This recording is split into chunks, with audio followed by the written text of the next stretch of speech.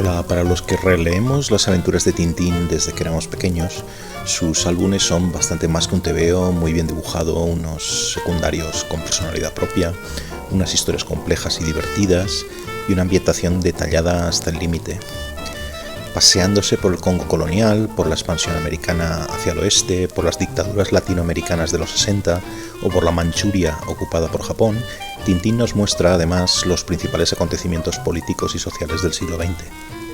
Hoy converso con Rafael Narbona, autor de un libro magnífico y recientemente publicado, El retrato del reportero adolescente, un paseo por el siglo XX. En el libro cuenta sus encuentros con el señor Niemand, alter ego de Tintín, y la historia, con mayúscula, que hay detrás de cada una de las aventuras de aquel. Rafael es profesor jubilado de filosofía, crítico literario, periodista cultural y colaborador habitual de la revista de libros y de El Cultural. También es autor de 5 libros, siendo sus 3 últimas obras ensayos y ficción las 2 primeras, que se llaman Miedo de ser 2 y El sueño de Ares. En nuestra charla hablamos de los acontecimientos históricos en los que participa Tintín y de aquellos en los que, como la Segunda Guerra Mundial o la Guerra Civil Española, está ausente.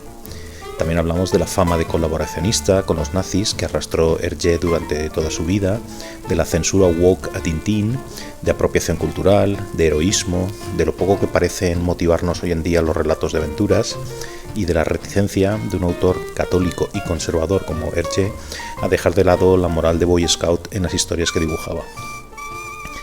Este es nuestro último episodio de la temporada, pero volvemos en septiembre con cambios que os anunciaré dentro de poco. Lo que no cambia es que os sigo pidiendo que os suscribáis en YouTube si os gusta lo que veis y escucháis y que lo sigáis difundiendo en las redes. Es lo mejor que podéis hacer por el programa y significa mucho para mí. Nada más, espero que tengáis un verano magnífico, nos vemos en septiembre y ahora os dejo con Rafael Narbona. Perfecto. Lo primero de todo, tengo por aquí el libro, Retrato del reportero adolescente, un paseo por el siglo XX. Lo primero que me chocaba, pero sí que me satisfacía, vamos a ponerlo así, es que cubres todos los álbumes de Tintín. Para los que somos tintinófilos, y ahora nos contaros un poco qué es esto de ser tintinófilo, ¿no? Te suena casi a un insulto de los de Haddock, ¿no? Suena. Pero bueno, cubres todos los álbumes, ¿no? Ya me gustaría a mí hablar aquí de todos, pero esto nos llevaría horas y se convertiría casi en esto de este relato de Borges del que hablas muy al principio del libro, el mapa aquel tan detallado que acaba teniendo un tamaño igual a lo que reproduce, ¿no? Es uno de mis relatos cortos de Borges favoritos, ¿no? Pero bueno, como no podemos hacer esto, aquí vamos a ir haciendo pequeñas calas desde aquí y allá, ¿no? La cantidad de referencias culturales en un sentido muy amplio que das en el libro es abrumadora, ¿no? O sea, hablas de Stevenson, La isla del tesoro, el cine negro, cine clásico, Hitchcock, Melville, en fin, podríamos estar aquí horas hablando de esto. ¿En qué medida el libro es casi una excusa para hablar de todas estas cosas que te gustan? Bueno, todos los libros son un capricho de su autor, ¿no? Y entonces es un espacio de libertad donde te puedes permitir cualquier cosa, ya que no es un tratado académico o científico. Yo escribí el libro para disfrutar y al mismo tiempo pienso que Tintín está conectado con todas estas cosas que mencionas, ¿no? Porque realmente si lees los 24 álbumes, si incluimos Tintín y el arte alfa, que está inacabado, son 24, no hay que incluir el lago de los tiburones, donde no participó en ningún caso. Es una serie de la tele, ¿no? Es nefasto. Pues yo creo que si con los 24 álbumes puedes hacer un gran recorrido por el siglo XX con una gigantesca omisión, que es la Segunda Guerra Mundial, que no aparece en las aventuras de Tintín, y también hay muchísimas referencias culturales. Yo creo que referirse pues a Stevenson, teniendo en cuenta que en el tesoro de Rackham el Rojo buscan un tesoro, o referirse a los nazis, que lo hago en varias ocasiones, teniendo en cuenta que la República de Borduria, que aparece en el cetro de Ottokar, pues también es una referencia a la Alemania nazi, no es totalmente gratuito, ¿no? Aunque haya un componente de gratuidad, de que yo me lo permito porque me divierte, pero yo creo que enriquece el texto y que además contribuye a crear pues una totalidad armónica, donde tú ves pues integrado el mundo de la cultura, el mundo de la historia, el mundo del cómic. Y yo siempre he dicho que mi libro se puede leer primero casi, yo espero, que como una novela, que es como yo lo planteé. Cuando estuve en el Ojo Crítico en Radio Nacional, me dijeron que se habían emocionado con la despedida entre el protagonista, que soy yo. Yo también. Y eso me resultó muy gratificante, ¿no? Porque yo también tengo, sobre todo se me conoce como crítico literario y como ensayista, pero también tengo una faceta de narrador. De hecho, en Revista de Libros estoy publicando cuentos desde hace más de año y medio. Y mi segundo libro, El sueño de Ares, es un libro de cuentos. Así que mi libro se puede leer primero como una novela. Y en segundo lugar es como un estudio sobre la obra de Hergé, sobre Tintín, Tantán, y finalmente como una panorámica del siglo XX. Entonces yo creo que admite esos 3 niveles de lectura y que esos 3 niveles yo creo que están bien conectados y no son gratuitos, ¿no? Hombre, de repente meto a Churchill, meto a Lawrence de Arabia, pero a mí es que no me cuesta ningún trabajo imaginar a Tintín hablando con cualquiera de ellos, ¿no? Con los grandes protagonistas. Yo creo que, aunque no publicó nunca una crónica, es el periodista más famoso del siglo XX, ¿no? Con lo cual, pues me parecía sensato ponerle en contacto con las grandes figuras de su tiempo. A mí me gustaría saber quién lee, porque de verdad no lo sé, ¿quién lee a Tintín hoy? ¿Los niños, los adultos, los que hemos sido niños y hemos crecido con Tintín y los seguimos comprando? Todavía en España y en general en Europa hay bastantes lectores de Tintín. Eso sí, la mayoría ya tienen cierta edad. Realmente entre los adolescentes, los niños, pues la gente que se apasiona por Tintín es una minoría culta, que a veces es por la influencia de sus padres, de su entorno, pero la mayor parte de los lectores yo creo que superan los 40 años, ¿no? Muchas veces. Aunque te encuentras, pues yo qué sé, de repente sorpresas como Nacho Álvaro, que es un locutor de Radio 3 que tiene 30 y tantos años y que es un erudito en Tintín. Pero digamos que si se hiciera un estudio estadístico, yo creo que la mayoría superan los 40 y muchos pues tienen 50, como es mi caso, casi ya 60 años, ¿no? Hay que tener en cuenta que, por ejemplo, en Estados Unidos Tintín nunca ha llegado a penetrar el mercado, a pesar de la película de Spielberg. El mercado se ha mostrado bastante incomprensivo, ¿no? con esta obra. Ellos tienen a Marvel y parece que, bueno, pues que ese tipo de personajes les resultan más atractivos para su cultura. En cuanto a cómo empecé a leer a Tintín, yo creo que Tintín ha sido, en primer lugar, un cómic un poco elitista, porque los álbumes eran muy caros.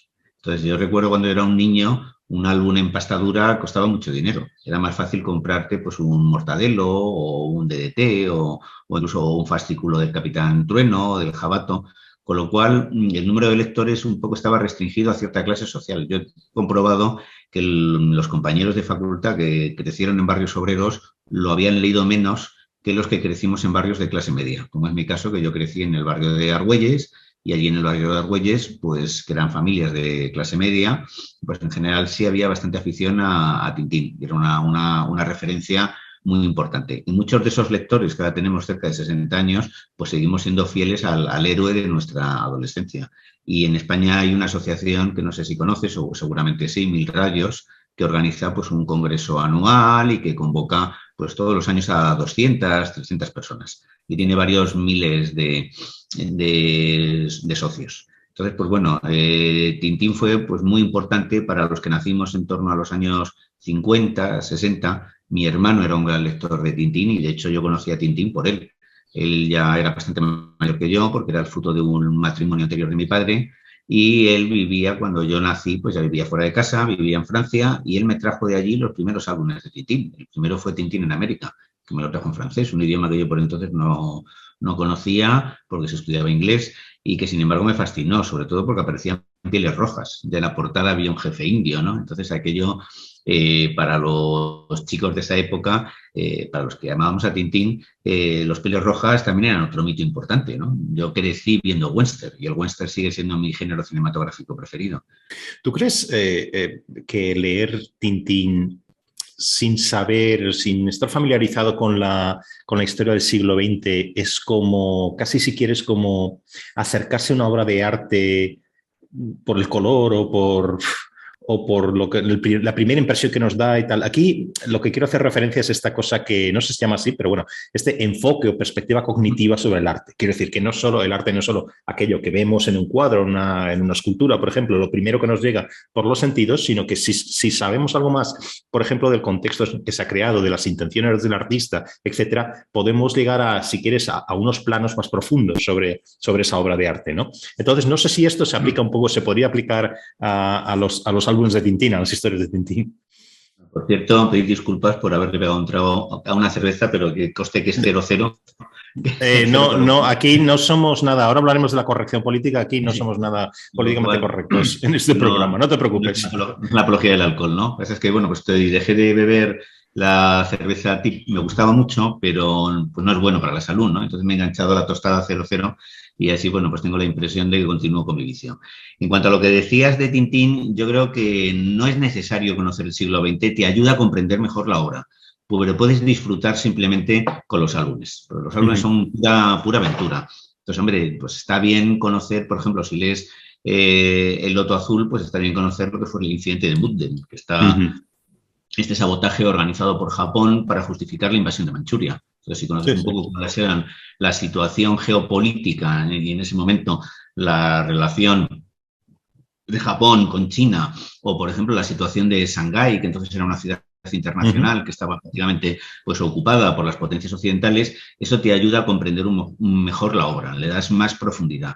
Pero si simplemente quieres disfrutar de los personajes, de la historia, de la amistad, de la aventura, de la intriga, de la tensión, pues también puedes hacerlo. Yo creo que eso es la grandeza de un libro, ¿no? Que admite distintos niveles de lectura. Lo puedes conseguir mayor profundidad, pero si la historia en sí misma, al margen de las circunstancias históricas, no estuviera bien elaborada, si la trama no funcionara, por mucha historia que hubiera, por muchas referencias, pues el cómic sería totalmente fallido. Lo que tiene el mérito de Hergé es haber sabido crear unas tramas que mantienen el interés del lector, que le apasionan, que le conmueven, como sucede, por ejemplo, en Tintín en el Tíbet, cuando al final, pues, Tintín ya ha rescatado a Chan y se ve al Yeti contemplándoles desde lejos. Su lágrima, ¿no?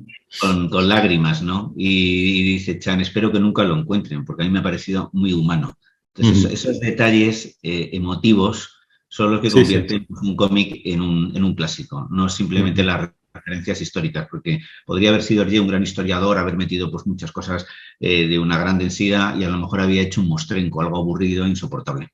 Así que lo puedes leer directamente y disfrutar del álbum sin problemas de conciencia. ¿Por qué Hergé, que trató tantos asuntos reales, digamos, tantos conflictos políticos, geopolíticos, etcétera, en sus historias, ¿por qué nunca vimos una historia de Tintín en la Alemania nazi, por ejemplo, o lo mencionas también en el libro, o en la Guerra Civil Española, o incluso un poquito más contemporáneo, el conflicto entre judíos y árabes en las tierras de Palestina, por ejemplo, ¿no? No sé, yo creo que, ahora corrígeme, ¿no? Pero creo que después de los primeros álbumes del Congo, América, etcétera, obviamente en el país de los soviets, las historias son siempre en países ficticios, ¿no? Que uno ve un poco las claves y tal, y claro que sí recuerdan a conflictos reales, ¿no? Pero no sitúa la historia en el conflicto en sí real, ¿no? ¿Y esto por qué es? La primera versión de Stott de Koke se empezó a dibujar antes de la Segunda Guerra Mundial. Luego se interrumpió y se acabó como 15 años más tarde. Y en esa primera versión sí aparecían, por cierto, terroristas sionistas, y sí mostraba el conflicto incipiente entre judíos y árabes. Lo que pasa es que después, al terminarlo, tuvo miedo de que le acusaran de antisionista, de antijudío, de antisemita, porque aparecían un grupo de judíos que se supone que era de Irgun cometiendo un atentado. Entonces él lo maquilló todo y lo ocultó, con lo cual sí estaba esa referencia, pero luego se suprimió. En cuanto al tema de la Segunda Guerra Mundial, la razón es muy clara. A Hergé le acusaron de colaboracionista, de incívico, estuvo detenido y estuvo a punto de ser procesado. Hergé nunca fue pronazi, jamás hizo una declaración a favor de Hitler ni de la ocupación, y de hecho en el cetro de Ottokar pues había una referencia a la Alemania nazi a través de la República de Borduria, y además el dictador de la República de Borduria, su nombre Münster, era una combinación de Mussolini y Hitler. Pero ¿qué sucede cuando él está dibujando Stott de Koke y llegan los alemanes a Bélgica, ¿no? Entonces él en ese momento le movilizan porque le había hecho el servicio militar, y hace algo muy poco heroico, aprovechando que su hermano Paul es teniente, alega un ataque de forúnculos para que no le envíen al frente. Y no solamente, con lo cual no se limita a volver a casa, sino cuando los alemanes se están acercando ya a Bruselas, huye del país. Se une a las columnas de refugiados, camino de Francia, lo cual casi es una deserción, pero alguien le avisa que puede volver a su casa. Cuando lo hace, descubre que los nazis, un oficial de las SS, ha ocupado su apartamento. Pero Casterman, que es ya la editorial que saca los álbumes, le ofrece ayuda económica y se plantea qué hacer a partir de ahora. ¿Sigo dibujando? Él hasta entonces había publicado Tintín en El Pequeño 20, que era el suplemento infantil del siglo XX, que era un periódico dirigido por el padre Vález, que fue, por cierto, su protector, su mentor, y el padre Vález, el abate Vález, sí que era un hombre de extrema derecha, simpatizante de Mussolini, antisemita, y que después de la guerra pasó 4 años recluido por colaboracionista. Con lo cual, pues bueno, y además en el siglo XX también trabajaba León de Grel, fundador del Partido Rexista. Hergé llegó a pensar que el nazismo podía ser un mal necesario para acabar con el bolchevismo, pero nunca llegó a simpatizar con él, ni a militar, ni a apoyarle.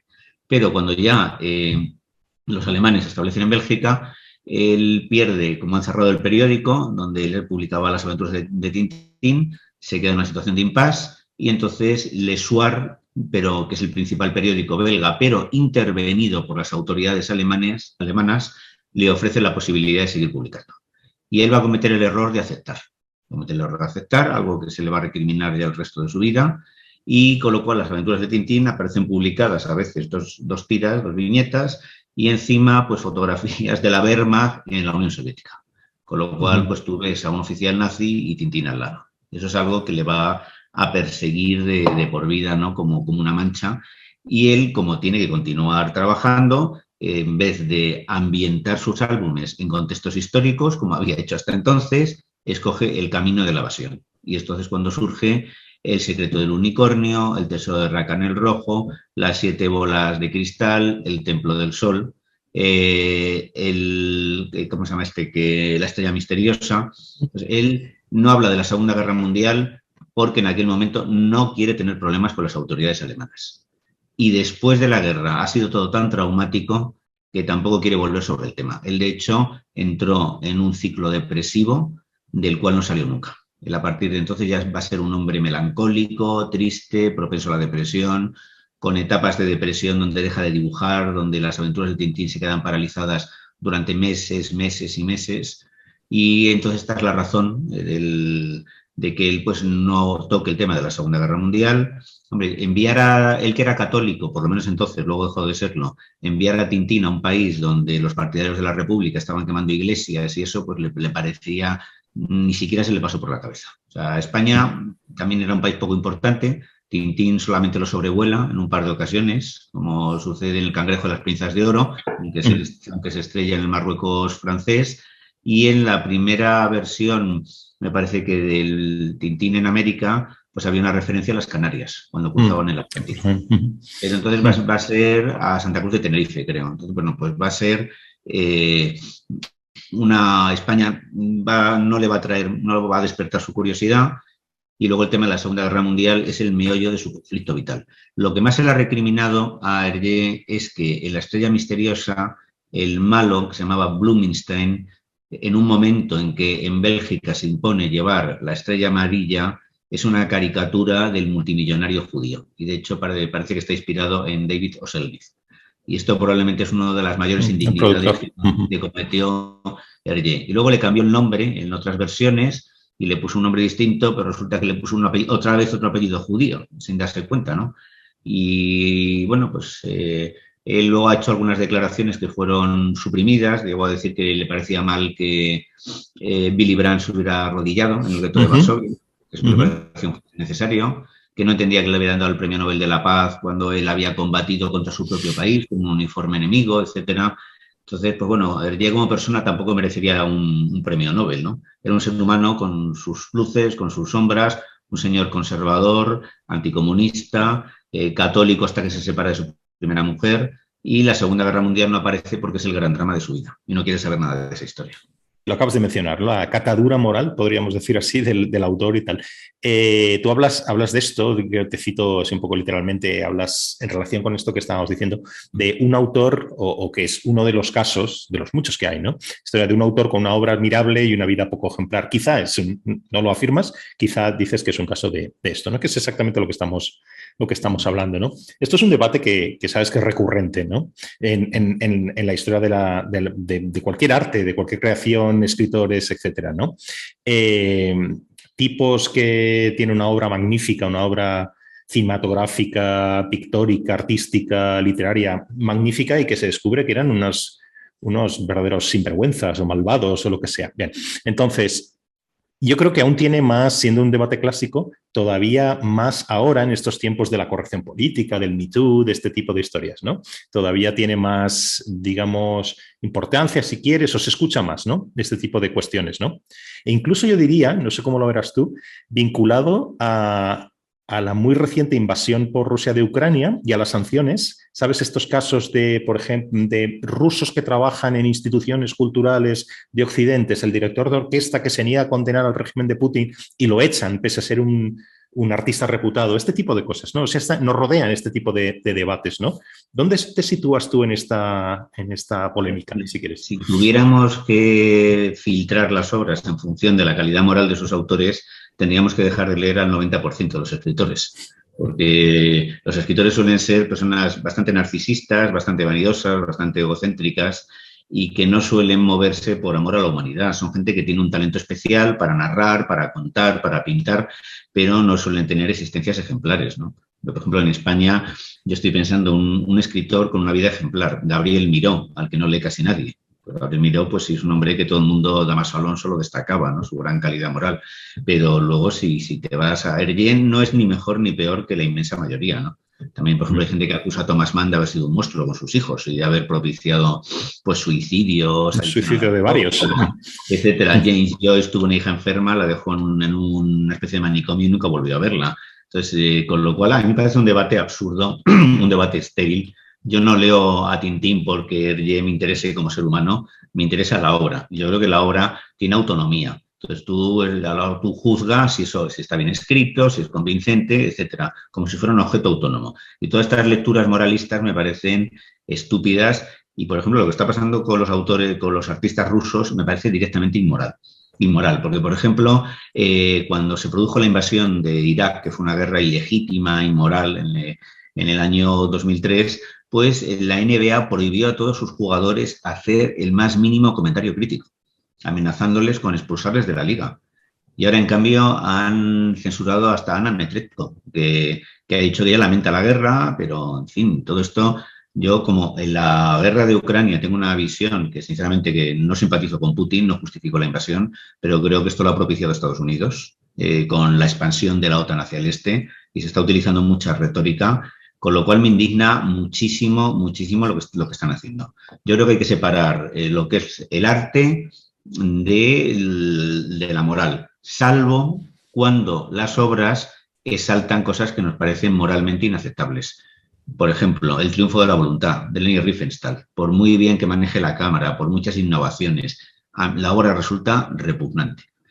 Sucede lo mismo con el Marqués de Sade. Yo nunca he sido capaz de terminarme las 120 jornadas de Sodoma y Gomorra. Todos son obscenidades. Entonces, cuando la obra en sí misma es una exaltación de ideas miserables, pues, por ejemplo, Céline, cuando escribe Bagatelas para una masacre, incitando al asesinato de los judíos, pues eso es repugnante. Pero luego Céline también escribe Viaje al fin de la noche. Y Viaje al fin de la noche es una de las grandes novelas del siglo XX. Entonces, a mí lo que me interesa es la calidad y el mérito artístico de esa novela. Sí es cierto que si dentro de una obra, por ejemplo, Hergé, en Tintín, hubiera habido pues un contenido abiertamente antisemita, abiertamente racista, abiertamente misógino, pues resultaría muy desagradable leerlo. Pero lo que cada autor haga en su vida personal le puede interesar a su familia, a su entorno, pero a mí me da, es como por ejemplo las polémicas que hay alrededor de la vida sentimental de Vargas Llosa. A mí me da igual su vida sentimental e incluso sus ideas políticas, que muchas no comparto, pero es el autor de algunas de las mejores novelas también del siglo XX. Entonces yo creo que esto es una visión moralista, absurda y que no lleva a ninguna parte. Creo que fue en 2019, en Canadá se hizo una especie de aquelarre con las obras, entre otros, de Hergé, ¿no? De Tintín, etcétera. Yo entonces vivía allí. Lo que pasa es que esto no se supo creo que hasta el 2021. Pero esto sucedió cuando yo estaba a pocos kilómetros del asunto, ¿no? O sea, yo vivía en Toronto y esto pasó en lo que se llama el Distrito Escolar Católico del Sur de Ontario, ¿no? Que es donde está Toronto. Y allí se quemaron estas escuelas que pertenecían a este distrito escolar, católicas, para más paradoja. Quemaron casi 5.000 libros y cómics, incluyendo Tintín, Asterix y muchos otros, ¿no? En nombre de la reconciliación con los pueblos indígenas, ¿no? ¿Es esto paradójico, llevar la censura a otro nivel? No sé, a mí me recuerda algo así como lo del libro de Ray Bradbury, ¿no? El Fahrenheit 451, ¿no? ¿Qué te parece a ti? Un disparate. De hecho, publiqué un artículo sobre el tema que apareció en el Cultural, que se llamaba Tintín en la hoguera, y me parece, pues bueno, a veces el dogmatismo siempre es malo, ya sea de izquierdas o de derechas, ¿no? Entonces nos escandalizamos con las piras de libros ardiendo en la Alemania nazi, pero en cambio hay gente que esto le habrá parecido bien. Entonces, primero, no son obras que tengan un contenido tan ofensivo como para que justifique algo así. O sea, me parece un exceso y un despropósito. Y segundo, los libros, que son pocos, muy pocos, que son verdaderamente inaceptables, como el que he citado de Céline, Bagatelas para una masacre, o La sangre de los judíos, de Léon Blois, que está prohibido en Francia, pues yo creo que lo mejor es ignorarlos. Las piras, las hogueras a mí nunca me han gustado. Y ya en el caso de Tintín, Asterix, Lucky Luke, que también fue a cabo de la hoguera, me parece... Pocahontas. Me parece terrible, ¿no? Son pues estas paradojas, toda esta imbecilidad que hay de lo políticamente correcto, ¿no? De que ya dentro de poco, no sé, también dirán, estoy pensando en Antonio Machado, es el acusado de pederasta, porque se casó con Leonor Izquierdo cuando ésta tenía 15 años y él tenía 32. Y, por cierto, la conocía desde que ella tenía 12 o así. Era otra época, otra forma de ver las cosas. Entonces, a mí todo este moralismo de lo políticamente correcto me parece pues una forma de esta regresión que estamos viviendo, la pérdida de libertades, que se está manifestando en todos los frentes, como está sucediendo, como sucedió en Estados Unidos con Donald Trump, o está pasando en Hungría, ¿no? con Orbán, o en Polonia, que están sacando leyes para discriminar al colectivo LGTBI. Pues parece que estamos sufriendo una especie de ofensiva reaccionaria a nivel planetario, y que a veces también tiene el rostro de la izquierda, que no solamente es una cuestión de la derecha, sino que también hay una izquierda fanática que luego pues va a acabar, pues no sé, prohibiendo que los niños jueguen con pistolas de plástico. Yo he jugado con pistolas de plástico y con arcos, y he jugado a la guerra y me hice objetor de conciencia. Eso no despertó mi instinto bélico. Entonces yo creo que el políticamente incorrecto es un alarde de intransigencia y sobre todo de estupidez. Sin embargo, está muy relacionado con los comentarios, con el análisis o lo que estamos conversando respecto a Tintín, ¿no? Por ejemplo, otro aspecto de esta cosa, vamos a llamarlo woke o religión woke casi, ¿no? O secta woke, que engloba todo lo políticamente correcto, todo esto, un aspecto de estos, sobre todo en Norteamérica, no tanto aquí, pero ya llegará, yo creo, es esta cosa de la llamada apropiación cultural, ¿no? Entonces, esta apropiación cultural, el hecho de, no sabría ni cómo definirlo, a lo mejor tú tienes una mejor definición, pero el hecho de que, por ejemplo, apropiación cultural sería escribir siendo blanco sobre historias de indígenas en un país determinado sin ser indígena, o cocinar en fin, comida típica de un país que no es el tuyo, donde no has nacido, en fin, este tipo de cosas, ¿no? Entonces, ¿es esto una nueva pesadilla woke? Es casi como escritor, ya te pregunto, ¿no? ¿Es posible escribir sin esa mezcla sin el mestizaje, etcétera, que es, yo creo, casi constitutivo a escribir, ¿no? A crear. Yo creo que es perfectamente posible ser un hombre y escribir desde el punto de vista de una mujer, como pasa, por ejemplo, con Ana Karenina, de Tolstoy, ¿no? La historia, o la comprensión que tiene Leopoldo Alas de Emma Ozores. Es que además es un personaje que es una víctima, algo que no sucede con Madame Bovary, porque a Flaubert la trata bastante mal. Entonces, bueno, este tipo de tonterías de que hay que ser negro para escribir sobre los negros, mujer para escribir sobre las mujeres, pues sacó un artículo Javier Marías y dijo, bueno, pues ya lo siguiente será que habrá que estar muerto para escribir sobre los muertos, ¿no? Porque realmente no puedes, Proust ha muerto, Joyce ha muerto, habrá que morirse para poder escribir sobre ellos. Yo pienso que todo esto está haciendo mucho daño a la izquierda. Yo me considero una persona de centro izquierda, Y yo echo de menos pues una izquierda más seria, una izquierda con unos fundamentos más sólidos, ¿no? Como pasó en los años 70, y que esté centrada más en luchar contra la pobreza, la desigualdad, la exclusión, y no en estas imbecilidades que no llevan a ninguna parte, ¿no? Que son, pues, yo no sé de dónde viene. Parte de esto viene de Foucault, que era un pensador bastante disparatado, y luego se ha alimentado de todas estas historias, ¿no? Yo creo que, hombre, por supuesto, estoy a favor de los derechos de las mujeres, de los inmigrantes, del colectivo LGTBI, pero se está incurriendo en una especie de demagogia que yo creo que incluso les perjudica, ¿no? Yo creo que las buenas causas hay que defenderlas con ideas inteligentes y de una forma inteligente. Entonces, caer en estas demagogias, pues solo lleva pues, a que muchas veces algunos grupos sean pues injustamente ridiculizados, como está pasando con el sexo no binario en España y todas estas cosas.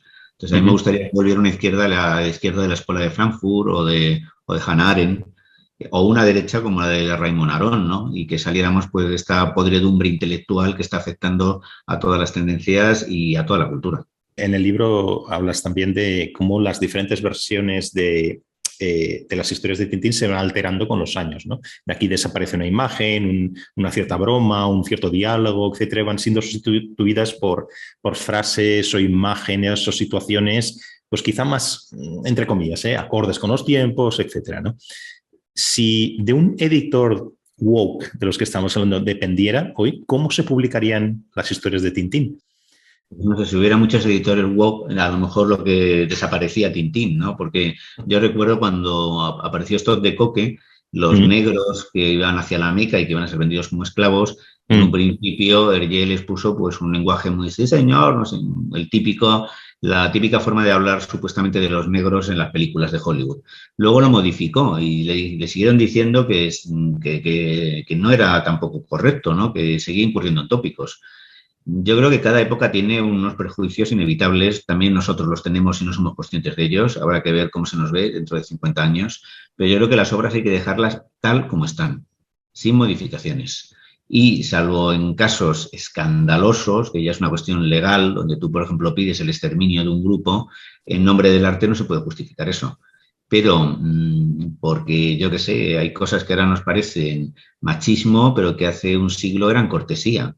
Si ahora simplemente vas a transformar los gestos de cortesía hacia las mujeres en machismo y vas en las películas, en los libros, a suprimir todos esos gestos, pues bueno, acabas desfigurando las obras originales y se incurre lo de 1984 de George Orwell. Estás reescribiendo el pasado y el pasado hay que dejarlo tal como está. Y salvo casos excepcionales, yo todo esto, pues no sé, yo creo que es una pérdida de tiempo, que no está beneficiando a nadie, y que incluidos a los que defienden estas causas. Bueno, y Tintín, yo lo que creo es que hay que dejarlo tal como está y no creo que haya nada en los álbumes que sea insoportablemente ofensivo para nadie. ¿Tú tienes un álbum favorito? Te lo habrán preguntado muchas veces, ¿no? Y si tienes uno, ¿por qué? ¿Por qué? Me gustan muchos, pero el que siempre me ha atraído muchísimo es Las joyas de la Castafiore. ¿Y por qué? Porque no tiene apenas trama, es una comedia y hay que tener mucho talento para con una trama insignificante mantener el interés del lector. Tiene un montón de cosas cómicas, como el escalón que se rompe una y otra vez, como Haddock en silla de ruedas con el loro que le pica la nariz, como los reporteros de Paris Flash atribuyéndole un romance con Bianca Castafiore, o el hecho de que se descubre que Tornasol está enamorado de Bianca Castafiore, que es uno de los reproches que le he hecho a Hergé, es que no hay historias de amor.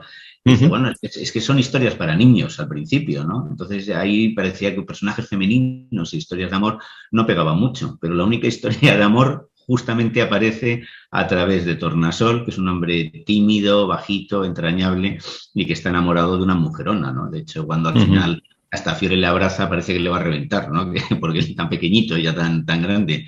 Y luego tiene algunas viñetas preciosas. Por ejemplo, hay una escena donde Tintín se acerca al campamento gitano, donde se encuentran pues un grupo de nómadas y les escucha cantar. Y dice, qué música más melancólica, ¿no? Hay una viñeta donde se ven los carromatos, donde se ve también al fondo la luna y luego también es conmovedor la actitud de Haddock con los gitanos, que lejos todo el racismo que se le ha echado en cara a Hergé, pues en este caso pues queda desmentido, ¿no? Porque de hecho Haddock les ofrece los jardines de Mulansar para que se instalen cuando se hallaban cerca de un vertedero. Entonces yo creo que también se ve a Tornasol investigando para fabricar una televisión en color y hace un pequeño pase que acaban todos con la cabeza como un bombo.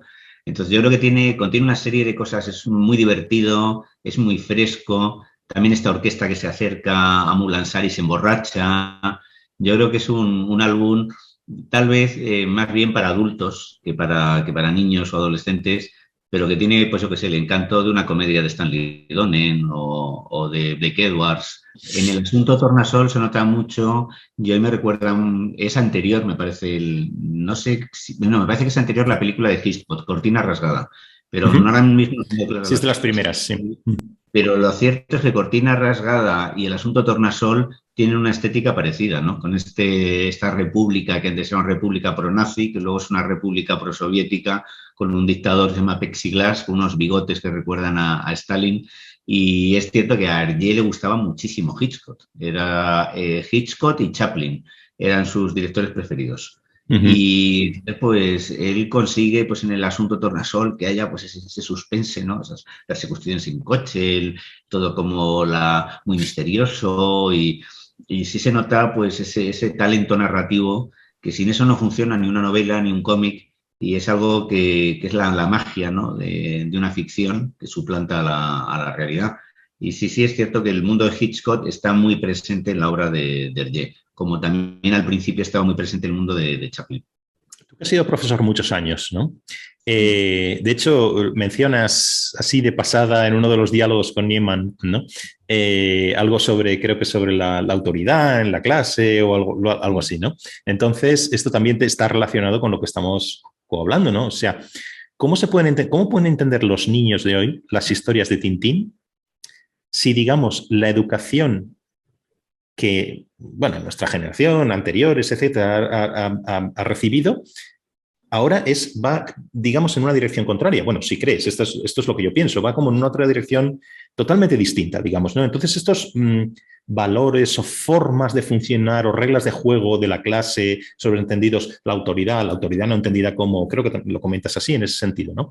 La autoridad no como arbitrariedad o no como tiranía, sino una autoridad que viene de un profesor que tiene un conocimiento que los niños, los escolares no tienen, ¿no? Entonces, ese es el juego, esas son las reglas de juego de la clase. La autoridad es necesaria y es buena, ¿no? En este contexto. Entonces, parece que todo ahora va en contra de eso, ¿no? Que vamos a un camino distinto. ¿Cómo se puede entender, cómo puede entender un niño que reciba esta nueva educación? ¿Cómo puede entender los libros de Tintín que están basados en valores distintos? Esto lo comentaba a raíz de Tintín en el País del Oro Negro, cuando secuestran a Abdalá, el hijo del jeque. Exacto. Y en varias ocasiones Tintín le pega unos azotes. Sí, las azotenas que merece. Y realmente es que el niño es insoportable. No, la clave está en lo que tú decías del abuso de autoridad y la autoridad legítima. Yo fui a un colegio de curas donde la mitad de los profesores eran militares retirados excombatientes de la guerra civil. Y allí, pues, imagínate en la España de los años 60. Allí el abuso de autoridad era la norma, o sea, te pegaban capones, bofetadas, te ponían de rodillas por cualquier pretexto, simplemente porque estabas mal puesto. Estar así apoyado en la mesa se consideraba poco decoroso, llegaba un profesor y te daba una bofetada. Evidentemente nadie puede sentir nostalgia de eso, porque eso era abuso y era arbitrario y era injusto y era innecesario. Pero ahora hemos pasado al extremo opuesto. Yo lo he visto, cada vez hay más profesores que han sufrido agresiones físicas, algunas importantes. Hace poco una profesora en Sevilla le recriminó a un alumno que estuviera con el móvil en clase, le pidió que se lo entregara hasta el final de la clase y el alumno respondió pegándole un puñetazo en la cara y rompiéndole el tabique nasal. Un chico de 14 años, que por esto ya sabe lo que hace. Entonces, y profesores que sufren insultos, faltas de respeto. Pues el sentido común lo que dice es que la autoridad es necesaria para que las cosas funcionen. Por ejemplo, yo trabajo con Álvaro Delgado Gal en Revista de Libros. El jefe es él y es necesario que haya un jefe. Es alguien que tenga un criterio, que establezca unas pautas y que asuma también responsabilidades. Y que alguien tiene que tener la última palabra. Entonces, en un programa de televisión, en una revista, en un trabajo. Y a los niños no se les hace ningún favor sobreprotegiéndoles y permitiéndoles todos. Yo hay un fenómeno que cada vez he visto más, que es el adolescente sobreprotegido que acaba convertido en un paria social, porque no trabaja, no estudia, se encierra en su cuarto, consume comida basura, consume drogas, y muchos de estos chicos, 20 años después, 30 años después, son personas irrecuperables, que están en una situación dramática, que se han quedado descolgados de la vida, descolgados de la sociedad. Entonces, hace falta pues que un niño aprenda la importancia de la disciplina, no de una disciplina castrense, militar, que a mí nunca me ha gustado. Yo fui objetor de conciencia, como te he dicho, pero sí una disciplina que te permita cumplir unos horarios, asumir unas responsabilidades, realizar una serie de tareas, y el que además, el que no aprende a dominarse a sí mismo, a controlar sus impulsos, a organizar su trabajo, va a acabar en la cuneta de la vida. Una persona que no es capaz, como decían los estoicos, de gobernarse a sí misma y de controlar sus impulsos, acaba convertido en esclavo de sus pasiones y pierde su libertad y su dignidad. Y en ese sentido, Tintín es un buen ejemplo, una persona disciplinada, sensata, responsable, etcétera. Yo creo que es un buen modelo para los jóvenes. Tú hablas en varias partes del libro, ¿no?, de los sueños que tiene Tintín. No son un álbum o dos, pasa de vez en cuando, ¿no? Y entonces aquello da lugar a algunas de las viñetas más bonitas y más complejas de Hergé, ¿no? Donde toda esta complejidad de los sueños, un mundo onírico, está estupendamente retratado, ¿no? Los miedos y todo, ¿no? Y entonces, claro, yo ligaba esto con otra cosa, ¿no? Y es que parece que estos sueños recuerdan a lo que uno podría decir tumbado en el diván de un psicoanalista, ¿no? Sin embargo, no vemos mucho, no parece que aparezca mucho la cuestión del psicoanálisis en las historias de Hergé, ¿no? Mencionas en algún momento a Carl Jung, yo no sé si porque Hergé fue tratado por un discípulo o algo así, no recuerdo muy bien, ¿no? Pero no hay una aparición ni directa ni indirecta de Freud y el psicoanálisis entonces, que también era una cuestión, un elemento cultural muy importante en esa época en esa Europa de entreguerras y posterior a la guerra, ¿no? ¿Por qué crees que es? ¿Por qué esa ausencia del psicoanálisis? Es cierto que los sueños que comentas, que por ejemplo se producen en los cigarros del faraón, cuando echan un líquido narcótico, ¿no? Y después tienen unos sueños, Tintín, pues muy ricos en imágenes, y también cuando sufren alucinaciones, cuando Haddock sufre alucinaciones en el desierto por el calor y confunde a Tintín con una botella de champán, intenta descorcharle, arrancándole la cabeza, ¿no? Al parecer engañaba a su mujer frecuentemente, le gustaban las niñas, bueno, las niñas no, pero las chicas muy jóvenes, e incluso se lió con la hija de alguno de sus amigos. Eso también, o sea, pero él, cuando conoce a Fanny, que es una colorista de los estudios Hergé, que tiene la edad de ser casi su nieta, y deja a su mujer, bueno, le tardó 5 o 6 años en dejarla, ¿no? Hubo una época en que compatibilizó las dos relaciones. Y a él eso le creó muchos problemas de conciencia. Entonces estuvo haciendo psicoanálisis durante mucho tiempo. ¿Por qué todo esto no se refleja en los álbumes? Hay una cosa que se olvida, y es que en realidad Tintín nace como un cómic infantil. Y Tintín al principio es casi un niño de 12 años. Es un poco como los 5. Son niños que se meten en el mundo de los adultos y que resuelven los problemas que ellos no logran arreglar. Y hay pues un procedimiento un poco ingenuo que ahora no se utiliza, pero antes no era tan infrecuente, ¿no? El niño protagonista. Luego Tintín pues va creciendo, se transforma en un adolescente, luego se transforma en un joven, pero yo creo que siempre tuvo la idea de que había se movía en un universo infantil, y el psicoanálisis, con sus referencias al sexo, era una cosa demasiado turbadora para incluirla en sus aventuras. Y él siempre tuvo con mucho sentido del pudor, ¿no? Por eso nunca veremos pues expresiones malsonantes. Y Tintín está en las antípodas del cómic sucio de Cram y de otros dibujantes que luego van directamente a meterse en el mundo marginal y a tratar el mundo de las drogas, etcétera. Entonces yo creo que una de las claves es que era una persona extremadamente pudorosa, y eso es con mucho sentido del pudor, y eso se refleja un poco en su obra y le hace omitir algunos temas. ¿Tú crees que hemos perdido la capacidad de disfrutar, de viajar con la mente, de inspirarnos, de soñar como lo hacíamos con las historias de las grandes aventuras y expediciones? Y si es así, ¿por qué es? ¿No? Porque está ya todo descubierto, porque cualquiera ahora con internet puede conectarse a una webcam que está, yo qué sé, justo en el Polo Norte, donde sea, a mitad de la selva, en cualquier rincón del planeta, porque la idea de la aventura, el riesgo, la determinación, la superación, todas estas cosas que vemos en las historias de Tintín ya no nos conmueven, ya estamos en otro lugar. ¿Por qué crees Sí es cierto que puede ser lo que tú dices, que como hemos viajado como ya a muchos sitios, ya viajar no es una cosa que está al alcance de cualquiera y prácticamente se ha descubierto todo, parece que ya no existe pues esa África misteriosa, ¿no? O esa India colonial, o pues que ese tipo de retos han desaparecido. Pero por otra parte yo creo que se ha banalizado el viajar. Ahora viajar ya no es una aventura, es simplemente ir a ver una serie de paisajes, sacarse unas fotos con el móvil, comer. Entonces el concepto de viaje ha cambiado y se ha banalizado. Luego nos hemos hecho muy burgueses, no queremos correr riesgos, somos cobardes, yo el primero, ¿eh? No estamos dispuestos a embarcarnos en nada que nos ponga en peligro, o por lo menos la mayoría. Y luego hay otra cosa que es muy preocupante y es que no solamente no nos atraiga las aventuras, es que no tenemos ni paciencia de leerlas cuando se reflejan en un libro o en un cómic, porque con el invento del móvil todo lo que trascienda los 20 segundos ya nos produce fatiga.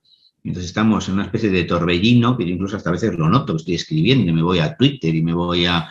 Tenemos una sobreestimulación que nos impide concentrarnos y tener el placer de decir, me siento con la Isla del Tesoro o con 20.000 leguas de viaje submarino en un sofá y estoy aquí 3-4 horas disfrutando de esta historia.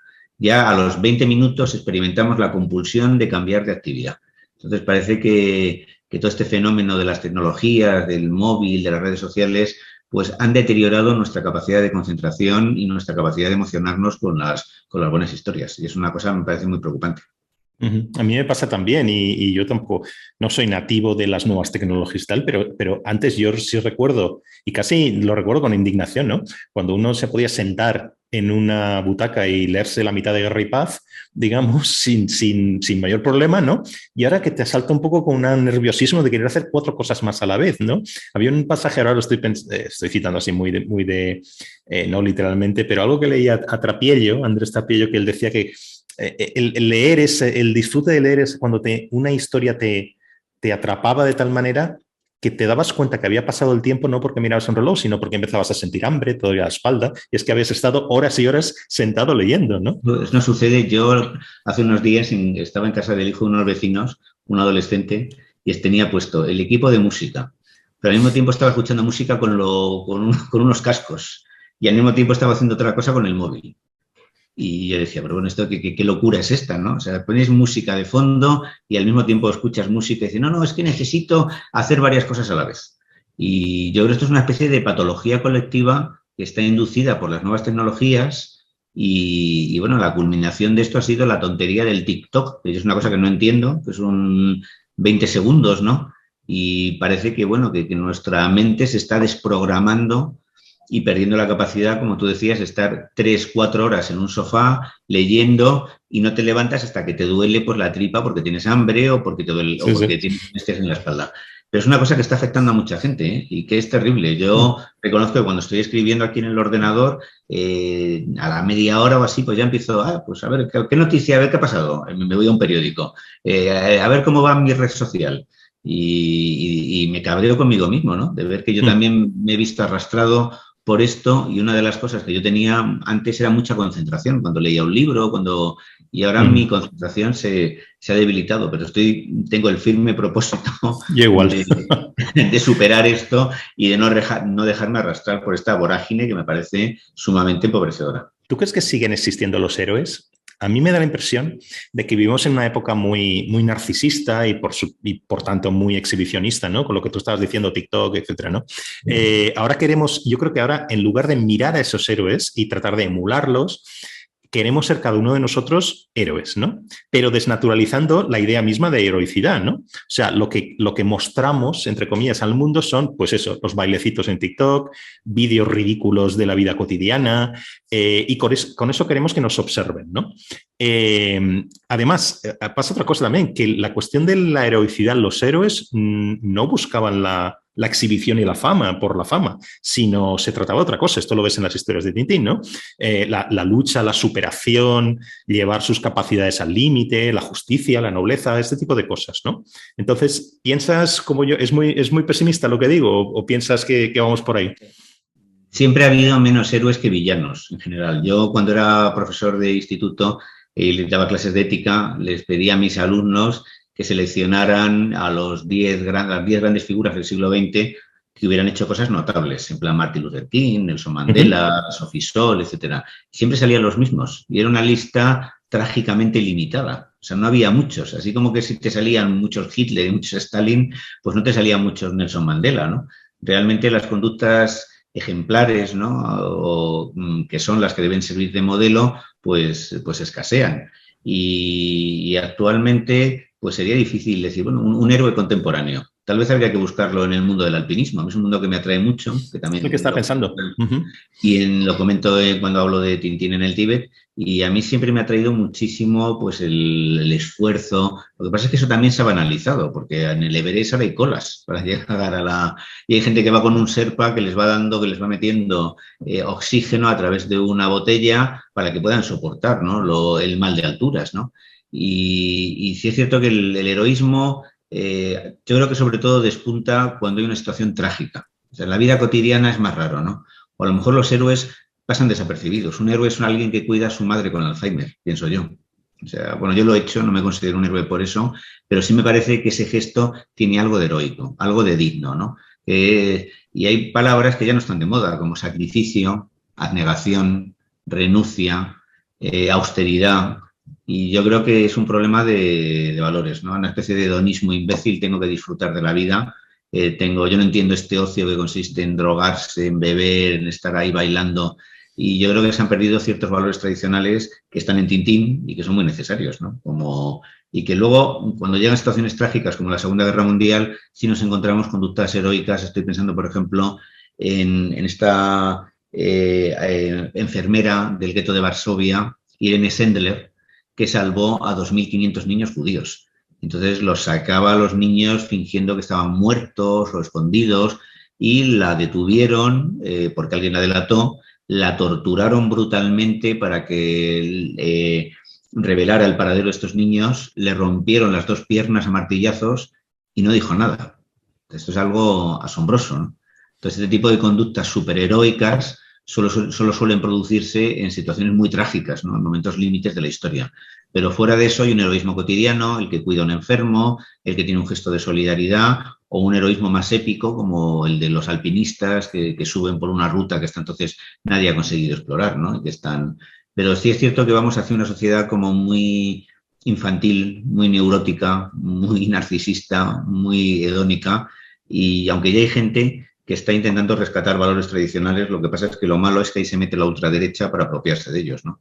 Y este es otro fenómeno que a mí me preocupa, ¿no? El auge también, de nuevo, de los populismos de izquierdas y los populismos de derechas. Ambas alternativas le habrían desagradado a Hergé, que era un señor, pues, que habría votado una derecha conservadora, pero no una derecha fascista. Pero sí, la épica está un poco deteriorada en nuestro tiempo. ¿Qué historia crees que dibujaría hoy Hergé? ¿Qué aventura correría Tintín hoy? Hombre, a lo mejor ahora le habría situado en Kiev, quién sabe, ¿no? A lo mejor le habría enviado a Kiev o lo habría enviado al África para cubrir las guerras y todo el sufrimiento, o lo habría enviado a Oriente Medio para que viera el conflicto de los palestinos, ¿no?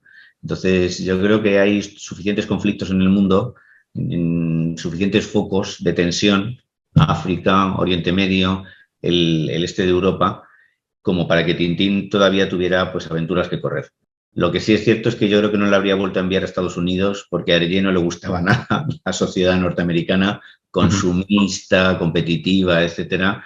Pero yo creo que no me cuesta trabajo imaginarle, pues, por ejemplo, en el Golfo Pérsico o durante el genocidio de Ruanda, intentando salvar vidas o intentando, pues, cubrir lo que está pasando en Kiev, ¿no? Yo creo que pasa es que, bueno, Hergé se negó a que se prolongara, prohibió que su héroe fuera, pues, como ha pasado con Asterix o con el Blueberry, que a mí es otro cómic que me gusta mucho, que alguien continuara la historia de Tintín, porque decía, sería Tintín, pero no sería el mismo, porque realmente Tintín, como decía Flaubert, de Madame Bovary, soy yo. Oye, Rafael, pues muchas gracias por ya te digo que, como empezaba diciendo al principio, yo cogería uno por uno los álbumes de Tintín y iría desentrañando todo y recordando a la vez, pues, cuando lo leí por primera vez y por segunda y por tercera, ¿no? Que no es que nos pasa a a todos los que nos gustan los historias de Tintín. Retrato del reportero adolescente, un paseo por el siglo XX, espero que vaya muy bien, se siga vendiendo bien, ¿vale?